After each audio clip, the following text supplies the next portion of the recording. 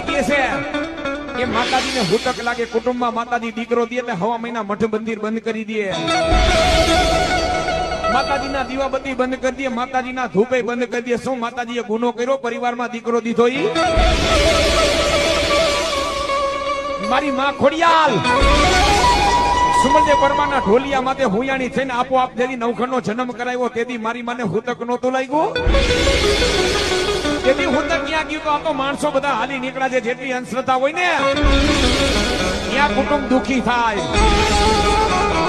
જેટલી તમે અંધશ્રદ્ધા રાખો એટલે કુટુંબ એટલું ધંધે લાગે. બાકી કુટુંબની માલિકો મારી માં દીકરો દે ને દીકરાનો કોઈ દી હુતક નો લાગે. હુતક ક્યારે લાગે? 20 વર્ષનો દીકરો, 25 વર્ષનો દીકરો.